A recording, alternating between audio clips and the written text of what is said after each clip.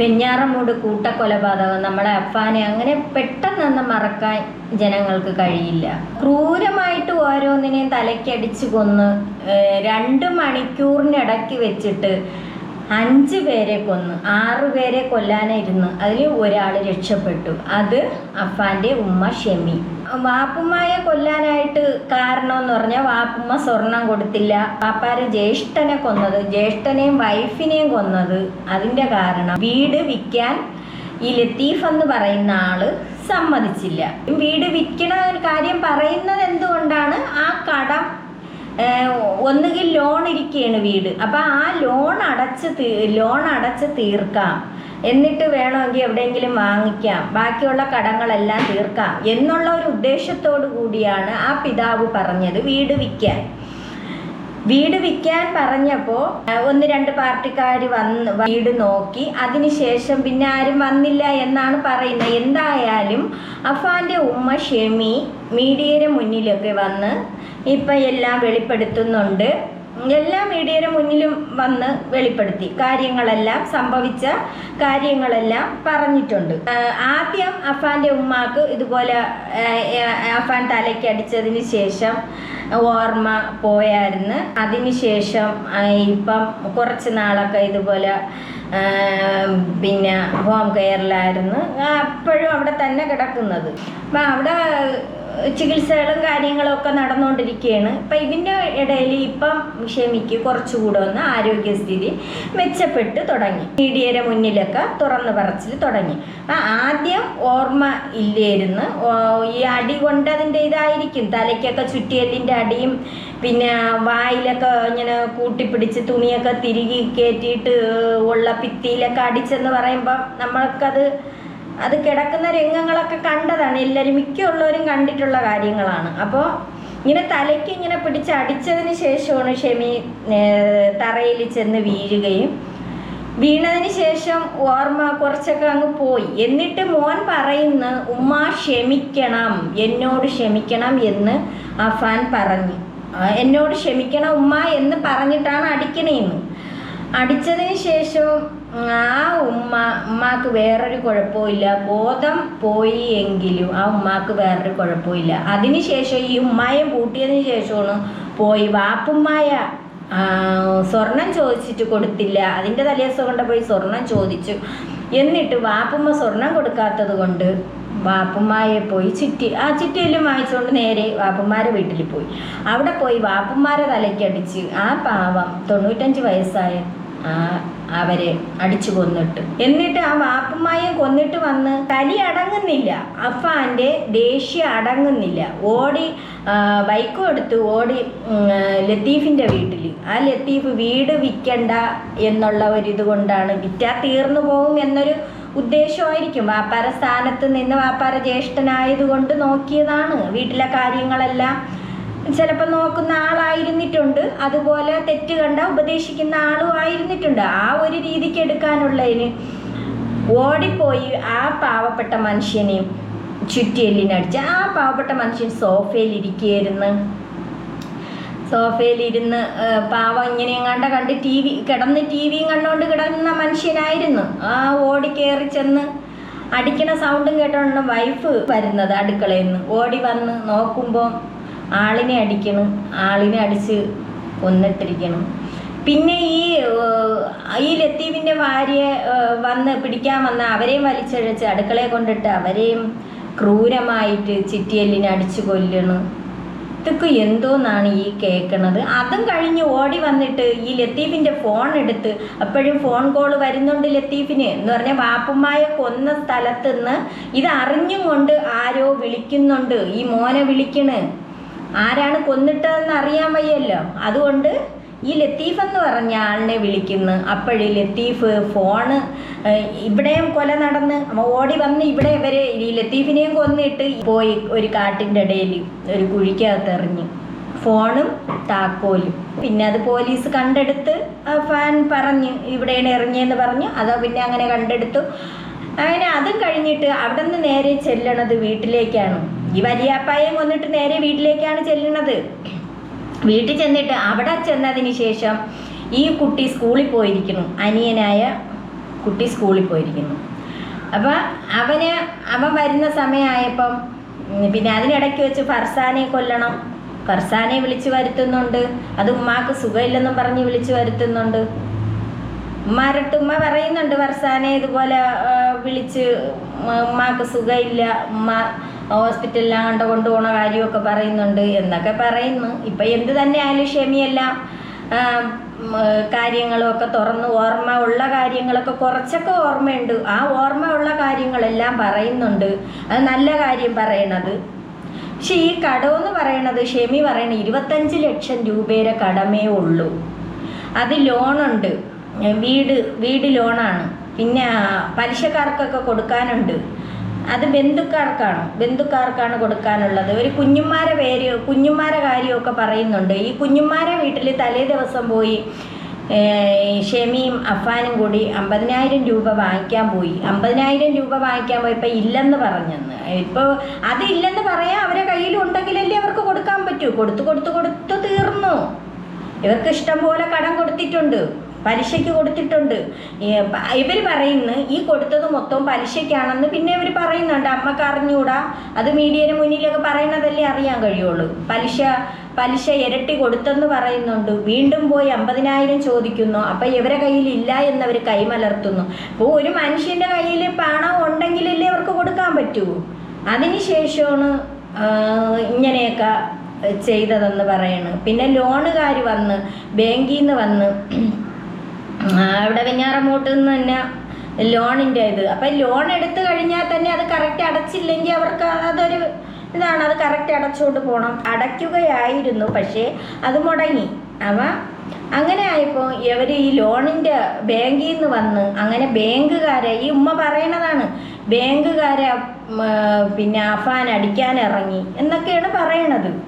അപ്പോൾ ശരിയായിരിക്കും. അത് അവരടുത്ത് ദേഷ്യപ്പെട്ട് കാണും. ബാങ്കിൽ നിന്ന് വന്ന് പിന്നെ വേറെ പലിശക്കാർ വന്ന് പിന്നെ അതിനുശേഷം ഫോൺ ആപ്പ് വഴി അഫാൻ പൈസ എടുത്തിട്ടുണ്ടെന്ന് പറയണ്. ഫോൺ ആപ്പ് വഴി എത്രയാണ് എടുത്തതെന്ന് ഷെമിക്ക് അറിയാൻ പറ്റുന്നില്ല. പിന്നെ കുറച്ച് എടുത്തിട്ടുണ്ട്. അതിന് ദിവസം 2,000 വെച്ച് ഷെമീര കയ്യിൽ നിന്ന് മേടിക്കുമെന്ന്. അപ്പോൾ ഈ 2,000 രൂപ എങ്ങനെയാണ് മീഡിയക്കാർ ചോദിക്കുന്നുണ്ട്, എങ്ങനെയാണ് കൊടുക്കണം? അത് ഭർത്താവ് അയക്കണ പൈസ എന്നായിരുന്നാലും അല്ലാതെ പലിശയ്ക്ക് എടുത്തായിരുന്നാലും ഒക്കെ ഇവർ തിരിച്ചും മറിച്ചുമൊക്കെ ഇവർ ചിലവുകൾ കഴിഞ്ഞുകൊണ്ടിരിക്കുകയായിരുന്നു. എന്തോ റഹീമെന്ന് പറയുന്ന ആള് വർഷങ്ങൾ കൊണ്ട് ഗൾഫിൽ കിടന്ന് കഷ്ടപ്പെട്ട് നല്ലൊരു മനുഷ്യൻ. ആ മനുഷ്യനെ ആരും ഒന്നും പറയില്ല. നല്ലൊരു മനുഷ്യൻ, വെറും ഒരു പാവപ്പെട്ട മനുഷ്യൻ. ആ മനുഷ്യന് മോനെ കാണേ വേണ്ട എന്നാണ് പറയുന്നത്. ഷെമിയും പറയുന്ന എന്തരാണ്, എനിക്ക് കാണണ്ട, എനിക്ക് ഈ മോനെ കാണണ്ട, എൻ്റെ കൊച്ചു മോനെ കൊന്ന അവനെ എനിക്ക് കാണണ്ട, അവനുമായിട്ട് ഇനി അവന് മാപ്പ് കൊടുക്കാൻ പറ്റൂല. അല്ലെങ്കിൽ തന്നെ എങ്ങനെ മാപ്പ് കൊടുക്കും? ഈ 1, 2 അല്ല 5 എണ്ണത്തിനെ തല്ലിക്കൊന്നതല്ലേ, പിന്നെ എങ്ങനെയാണ് മാപ്പ് കൊടുക്കണത്? മീഡിയക്കാർ ചോദിക്കുന്നുണ്ട്, മാപ്പ് കൊടുക്കുമോ? ഇതെങ്ങനെയാണ് മാപ്പ് കൊടുക്കണത്? ഈ 5 എണ്ണത്തിനെയും ക്രൂരമായിട്ട് ചിറ്റിയെല്ലിനെ അടിച്ചടിച്ച് കൊന്നതല്ലേ, പിന്നെ എങ്ങനെയാണ് മാപ്പ് കൊടുക്കണത്? അവര് ശരിയാണ്, അവര് നൊന്ത് പ്രസവിച്ച് ഇത്രയും വളർത്തി വലുതാക്കി 2 മക്കളെ ഒന്നുപോലെ അല്ലേ. മക്കളിപ്പോൾ 10 ഉണ്ടായിരുന്നാലും ആ 10ഉം ഒരുപോലെയാണ്. 1 10 ആയിരുന്നാലും മക്കൾ തന്നെയാണ്. അപ്പോൾ ഇതേ കണക്കിന് ക്രൂരമായിട്ട് ഓരോരുത്തരെയും തല്ലിക്കൊന്നതല്ലേ. ആ മാതാവിനെ കൊണ്ട് പറ്റൂല. ഇപ്പോഴാണ് അവർക്ക് കുറച്ചൊക്കെ ഒരിത് തലയ്ക്ക് ഒരിതായി വന്നത്. ആ ഓർമ്മകളെല്ലാം കറക്റ്റ് വരുന്നുണ്ട്. എന്നിട്ട് അവർ പറയുന്നുണ്ട് ഇതുപോലെ മോനെ രാവിലെ സ്കൂളിൽ പറഞ്ഞു വിട്ടതിന് ശേഷമാണ് സംഭവം എന്നൊക്കെ പറയണവർ. പിന്നെ ഫർസാനെ കൊണ്ടുവരാൻ പോയ കാര്യമൊക്കെ പറയുന്നു. ഫർസാനെ കൊണ്ടിട്ട് ഉമ്മാക്ക് സുഖമില്ലെന്ന് പറഞ്ഞാണ് ഫർസാനെ കൊണ്ടുവരുന്നത്. എന്നിട്ടാണ് ആ കുട്ടിയെ ഇത്ര വികൃത കോലത്തിൽ അടിച്ചു കൊന്നത്. ഇതൊക്കെ എന്താണ് ഈ നടക്കണത്? 23 വയസ്സിലൊക്കെ ഇങ്ങനെ ഇത്രയും ഇതായിട്ട് കൊല്ലണമെങ്കിൽ. പിന്നെ മൊബൈലിൽ ഗെയിമൊക്കെ കളിക്കുമായിരുന്നു, മൊബൈൽ ആപ്പ് വഴി ലോൺ എടുക്കുമായിരുന്നു. അതിനിപ്പോൾ എത്രയാണ് എടുത്തത്? ഷെമി പറയുന്നുണ്ട് ഷെമിക്ക് അറിഞ്ഞൂടാ, ലോൺ എടുക്കുമായിരുന്നെന്നുള്ളത് അറിയും, ഒരുപാടൊന്നുമില്ല. പിന്നെ 25 ലക്ഷം രൂപയുടെ കടമേ ഉള്ളു എന്നാണ് ഷെമി പറയുന്നത്. ഇതിനു മുമ്പ് പറഞ്ഞ് 35 ലക്ഷം, പിന്നെ അതിനു മുമ്പ് പറയുന്ന കേട്ടോ 50 ലക്ഷം. ഇങ്ങനെയൊക്കെ ഓരോരോ കണക്കുകൾ വരുന്നുണ്ട്. ഇപ്പം എന്തേലും പറയാൻ ഭയങ്കര സ്നേഹമായിരുന്നു ആ ഇളയ മോൻ്റെ അടുത്ത്. ഈ അഫാൻ തന്നെ ആ ഇളയ കുട്ടിയെ കൊണ്ട് നടന്നത് ഒരു വാപ്പാര സ്ഥാനത്ത് നിന്നാണ്. ആ വാപ്പ പറയുന്നുണ്ട്, വാപ്പ ഇവിടെ നാട്ടിലില്ലാത്തതിൻ്റെ കുറവ് ആ ഇളയ കുട്ടിയെ അഫാൻ അറിയിക്കൂല. അത്രയ്ക്കാണ് കൊണ്ട് നടന്നത് ഈ കുട്ടിയെ സ്നേഹത്തിൽ. എന്നിട്ട് എന്തുകൊണ്ടാണ് ഇങ്ങനെ ചെയ്തത് എന്ന് മനസ്സിലാവുന്നില്ല.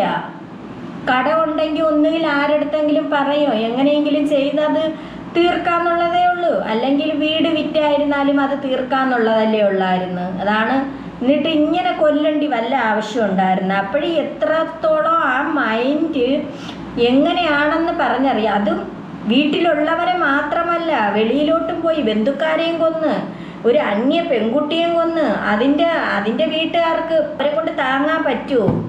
ഈ ഒരു പൊടിക്കുട്ടി മന്തി വാങ്ങിച്ചുകൊണ്ട് വന്നിട്ട് പോലും മന്തി കഴിക്കാൻ പറ്റിയില്ല. ഈ ഒരു കുട്ടിയെ മന്തി വാങ്ങിക്കാൻ പറഞ്ഞു വിട്ട് അതിനെ കൊന്ന് കഴിഞ്ഞപ്പോഴേ അവന് വിറയിൽ തുടങ്ങിയെന്ന്. അതുകൊണ്ട് ബാക്കി ആരെയും കൊല്ലാൻ പറ്റിയില്ലെന്നാണ് പറയുന്നത്. പൈസ ചോദിച്ചിട്ട് കൊടുക്കാത്ത അവരെയൊന്നും പിന്നെ കൊല്ലാൻ പോവാ. അല്ലെങ്കിൽ ലിസ്റ്റിൽ ഇനി ഉണ്ടായിരുന്നു. തള്ള തന്നെ പറയുന്നു, ഷെമി തന്നെ പറയുന്നു, 1 കോടി രൂപയുടെ ആസ്തിയുണ്ട്. ഇത് വിറ്റ് അവർക്ക് 25 അല്ലെങ്കിൽ 50 ആവട്ടെ, ഇവർക്ക് വിറ്റ് കഴിഞ്ഞാലും ബാക്കിയുണ്ടല്ലോ എവിടെയെങ്കിലും വാങ്ങിക്കാൻ. പിന്നെ എന്തിനവൻ കൊന്ന്? ഒരു ബാങ്കുകാരുടെ അടുത്ത് ഇങ്ങനെ വിളിക്കണമെങ്കിൽ അത് ബാക്കിയുള്ളവരടുത്ത് പറയാമല്ലോ. ആരടുത്തെങ്കിലും ഏതെങ്കിലും അധികാരികളുടെ അടുത്തോ അല്ലെങ്കിൽ ആരടുത്തെങ്കിലും അത് പറഞ്ഞ് അവരെ വിഷമം ഒന്ന് പറഞ്ഞത് ഇതാവായിരുന്നു. പക്ഷെ അല്ലെങ്കിൽ ആ വാപ്പായായിട്ട് സംസാരിക്കാമായിരുന്നു. ഇങ്ങനെയൊക്കെയാണ് കാര്യങ്ങൾ എന്ന് പറഞ്ഞിരുന്നെങ്കിലോ. ഇത് 3 പേരും ഉമ്മായും 2 മക്കളും ഒരുമിച്ചിരുന്ന് ആണ് എല്ലാ കാര്യങ്ങളും ചെയ്യുന്നതെന്ന് പറയണം. പിന്നെ എന്തുകൊണ്ട് അവൻ കൊന്ന്?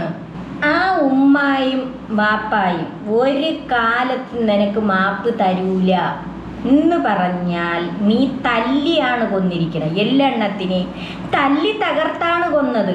അവരിത്രത്തോളം നിന്നെ കഷ്ടപ്പെട്ട് വളർത്തണം, നിന്റെ കൈ വളരണ കാല് വളരണ എന്ന് നോക്കിയിരുന്നാണ് നിന്നെ വളർത്തിയത്. വളർത്തി ഇത്രത്തോളം നിന്നെ വലുതാക്കിയിട്ട് നീ ചെയ്തതോ ആ നൊന്ത് പ്രസവിച്ച ഉമ്മായ വരെ നീ വെറുതെ വിട്ടില്ല. നീ ചിറ്റിയല്ലിനടിച്ചു. ഈ ചിറ്റിയല്ലിന് ക്രൂരമായിട്ട് അവരടിച്ചു. ആദ്യം വായിൽ കൂട്ടിക്കെട്ടി ഭിത്തിയിലടിച്ച്, അതിനുശേഷം എന്തോ ഇവർ പറയുന്നുണ്ട്, ഇവർ മയങ്ങിയെന്നോ വല്ല എന്തെങ്കിലും മയങ്ങണ സാധനം കൊടുത്തു കാണും. ചായയിൽ അങ്ങനെ കലക്കി കൊടുത്തായിരിക്കും. എന്തൊക്കെയോ ചെയ്ത് പിന്നെ വന്നിട്ട് 2ാമത് ചിറ്റിയല്ലിനടിച്ചു. ആ മറ്റേ കൊച്ചിനെയും കൊന്ന് 2ാമത് വന്ന് നോക്കുമ്പോൾ ഈ ഉമ്മ കണ്ണു തുറന്നു തുടങ്ങും. നീ ചത്തില്ലേന്ന് ചോദിച്ചുകൊണ്ട് വീണ്ടും അടി.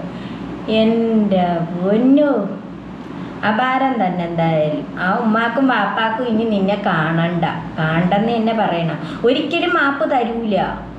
അത്രയ്ക്കാണ് നീ ചെയ്തത്. ആ ഒരു പെൺകുട്ടിയെ വികൃത കോലം. കണ്ണൊരു സ്ഥലത്തോട്ട്, കണ്ണ് ചൂന്ന് കിടക്കണ കണ്ട. പിന്നെ ഇനി ആ കടങ്ങളൊക്കെ ആ പാവം മനുഷ്യന് ഓരോ ദിവസം ഉയരെരിഞ്ഞ് എങ്ങനെയെങ്കിലും കടങ്ങൾ തീർത്തു കൊടുക്കട്ടെ. എല്ലാവരും കൂടെയൊക്കെ സഹായിച്ച് കടങ്ങളൊക്കെ തീരട്ടെ. ഇപ്പോഴെങ്കിലും ഷെമി വാ തുറന്നത് നല്ലതായിപ്പോയി. എന്തായാലും ഉള്ള കാര്യങ്ങളൊക്കെ വന്ന് കുറച്ച് കാര്യങ്ങളൊന്നും ഓർമ്മയില്ലെന്നാണ് പറയണത്. അത് കാണൂല, ഈ അടി കിട്ടിയതിൻ്റെ ഇതിൽ ഓർമ്മ പോയതാണ്. എൻ്റെ പൊന്ന അഫാനെ, വേറെ ഒന്നിനെ അല്ല കൊന്നിരിക്കണം, 5 മനുഷ്യ ജീവനുകളെയാണ് നീ കൊന്നത്. അതും 2 മണിക്കൂറിന് ഇടവിട്ട് ബൈക്കിൽ സ്പീഡിന് ഓടിപ്പോയാണ് ചിറ്റിയല്ലി വാങ്ങിച്ചു, മുളക് പൊടി വാങ്ങിച്ച്, അതിൻ്റെ ഇടയിൽ പോയി ബാഗ് വാങ്ങിക്കുന്നുണ്ട്. ബാഗിനകത്ത് ഇതൊക്കെ വെച്ചും കൊണ്ട് പോവാം. എന്നിട്ട് കമ്പിപ്പാരയാണ് തിരക്കിയപ്പം ഇവന് കമ്പി ഊന്നി നടക്കാൻ വയ്യ. അത് ജനങ്ങൾ കണ്ടുപിടിക്കൂലേ ഇവൻ കമ്പിയും കൊണ്ട് പോണത്. അതുകൊണ്ട് ഇവൻ എന്തൊരു ചെറിയ സാധനമായ ചിറ്റിയല്ലാവുമ്പോൾ ബാഗിനകത്തിരിക്കും. എങ്ങനെ ഉണ്ട്? അല്ല, നിന്റെ മണ്ടയ്ക്കാണ് ഇങ്ങനെ കിട്ടിയിരുന്നെങ്കിൽ, നിന്റെ മണ്ടയ്ക്കാണ് ആരെങ്കിലും ഒരടി തരേ, നിന്നെ അല്ലെങ്കിൽ കമ്പെടുത്ത് നിന്റെ ചന്തിക്കിട്ട് ഒരെണ്ണം തരേ ചെയ്താൽ നിനക്ക് വേദന ഉണ്ടാവോ? ഉമ്മ പറയുന്നുണ്ട്, അവർക്കറിയായിരുന്നു 2 വർഷം വരെ 2 വർഷം കൊണ്ടുള്ള സ്നേഹമായിരുന്നു, അറിയായിരുന്നു, പാവപ്പെട്ട കൊച്ചാണ്. പിന്നെ എന്തുകൊണ്ട് നീ കൊന്നത്? ആ കുട്ടി നിനക്ക് ചോദിച്ചപ്പോൾ സ്വർണ്ണം എടുത്ത് തന്നില്ലേ പണയം വയ്ക്കാൻ? സ്വർണം തന്ന് നീ ചോദിക്കുമ്പോൾ പൈസ എടുത്ത് തരണം, എല്ലാം ചെയ്യുന്നുണ്ട്, നിന്റെ കാര്യങ്ങൾ, വീട്ടിലെ കാര്യങ്ങൾ തിരക്കുന്നുണ്ട്, എല്ലാം ചെയ്യുന്നുണ്ട്. പിന്നെ നീ എന്തുകൊണ്ട് നീ ആ കുട്ടിയെ ഇങ്ങനെ ക്രൂരമായിട്ട് വികൃത കോലാക്കിയിട്ടത് എന്തുകൊണ്ടാണ്? അത് സ്വർണം തിരിച്ച് അത് ചോദിച്ചത് കൊണ്ടാണ്, പണയത്തിൽ നിന്ന് എടുത്തു കൊടുക്കാൻ പറഞ്ഞ്, അതുകൊണ്ടാണ് അതിനെ കൊന്നത്. അതിന് ഓരോരുത്തർ പറഞ്ഞ് അതിന് കടിയളവിച്ചെന്ന് കയറി കൊടുത്തെന്ന്. പക്ഷേ സ്നേഹിക്കണ ഒരു പയ്യൻ അത്രയ്ക്ക് സ്നേഹിച്ച് വിശ്വാസം ഉള്ളതിൻ്റെ പേരിലല്ലേ ആ പെൺകുട്ടി പോയത്. ഓരോരുത്തർ എന്തൊക്കെയാണ് ഈ പറയണത്. സത്യം പറഞ്ഞ ഈ ഇങ്ങനെ തല്ലി കൊന്നവർക്ക് ആരും കൂട്ടു നിൽക്കരുത്. അത്രയ്ക്കാണ് ചെയ്തത്.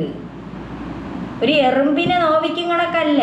ഒരു എറുമ്പിനെ ഇപ്പം ഇങ്ങനെ പോകുമ്പോൾ നമ്മൾ തന്നെ അറിയാതെ ചിലപ്പോൾ ഇങ്ങനെ ഇരുന്ന് കാര്യം പറഞ്ഞിരിക്കും, അതിനെ പിടിച്ച് ഞെരടി കൊല്ലാറുണ്ട്. അതുപോലെ അല്ല മനുഷ്യജീവൻ എന്ന് പറഞ്ഞാൽ എന്തുമാത്രം കിടന്ന് ഈ പിടച്ചിട്ടുണ്ട് ഈ തലയ്ക്കൊക്കെ അടിച്ചപ്പം. ആ ഒരു കുട്ടി, അഫാൻ്റെ അനിയൻ, ആ ഒരു കുഞ്ഞു മോന്, അവന് ഫുഡ് ഭയങ്കര ഇഷ്ടമാണ് ഇങ്ങനെയുള്ള. അത് ഇതിന് പറഞ്ഞു വിട്ടിട്ടാണ് ആ കുട്ടിയാ ഇപ്പം അത് മേടിച്ചുകൊണ്ട് വന്നിട്ട് എന്നെ ഇക്കച്ചി എന്നെ ഒന്നും ചെയ്യരുതേന്നും പറഞ്ഞ് ആ കുട്ടിയുടെ ബാഗുകളൊക്കെ കിടക്കണ കണ്ട, ആ വീടിൻ്റെ സിറ്റ് ഔട്ടിലായിരുന്നാലും അവിടെയൊക്കെ കിടക്കണ കണ്ട നമ്മളെ കൊണ്ടൊന്ന് അത് കാണാൻ നമ്മൾക്ക് ഇങ്ങനെയൊക്കെ കണ്ടിട്ട് തന്നെ നമ്മളെ കൊണ്ട് പറ്റുന്നില്ല. ആ കുട്ടി കമിഴ്ന്ന് ഇങ്ങനെ കിടക്കണ രംഗോ, ആ ബ്ലഡിൽ കുളിച്ച് കിടക്കണ രംഗോ ഒക്കെ എങ്ങനെയേ എന്തോ. അങ്ങനെ ഉള്ളവർക്കൊക്കെ നല്ല ശിക്ഷ തന്നെ കിട്ടണം. ആര് വന്ന് എന്ത് പറഞ്ഞാലും അത് പിന്നെ എങ്ങനെയാണ് പ്രായപരിധി വെച്ചിട്ട് ഇറങ്ങും മിക്കവാറും. പഠിക്കാനായിട്ട് ഇനിയിപ്പോൾ പഠിക്കണമെന്നൊക്കെ പറയുന്നത് പഠിക്കാനൊക്കെ വിടും. MBBS ഒക്കെ എടുക്കണമെന്ന് പറയാനായിട്ട് ഇനിയിപ്പോൾ അങ്ങനെയൊക്കെ ഇറക്കി വിടാൻ സാധ്യതയുണ്ട്. ആ നല്ലോണം പഠിക്കണ ഒരു പെൺകുട്ടിയെ തല്ലിക്കൊന്നു, ഇനി നിനക്ക് MBBS എടുക്കണം, ഇത്രയും നാൾ എടുക്കണ്ടായിരുന്നു, പഠിക്കണമെന്നുള്ള ഒരു ചിന്തയില്ലായിരുന്നു. 10ാം ക്ലാസ് വരെ +2 വരെ കണ്ട പോയെന്ന് പറയാനായിട്ട്. ആരും പറയണത് ഒരു തെറ്റുമല്ല. ഇത്രേ വിഷമമുള്ളത് കൊണ്ടാണ് പറയണ. ആ പിതാവിൻ്റെ ആ സങ്കടമൊന്നും സഹിക്കാൻ പറ്റൂല. ഇപ്പം എന്താ ഉമ്മ മീഡിയയുടെ മുന്നിൽ വന്നിട്ട് പറയണേ എനിക്ക് അവനെ കാണണ്ടെന്ന്. നിന്നെ കാണണ്ടെന്ന് തന്നെ പറയണത്. നീ ആ ഇളയ കുട്ടിയൊക്കെ അത്രയ്ക്കാണ് നീ കൊന്നത്. അതുപോലെ കുടുംബത്തിലുള്ള ഓരോരുത്തരെയും നീ കൊന്ന്. ഇനി നിനക്ക് ലിസ്റ്റിലുണ്ടെന്ന് പറഞ്ഞ് നീ അനുഭവിക്കും. അതിനെന്ത് ഇനിയിപ്പോൾ കോടതിയിൽ ചെല്ലുമ്പോൾ എന്താണെന്ന് അറിയാം. ക്ഷമി മൊഴി മാറ്റാതിരുന്നാൽ മതിയായിരുന്നു. കോടതിയിൽ ഉള്ള സത്യം പോലെ തുറന്നു പറയുക, അത്രയേ ഉള്ളൂ.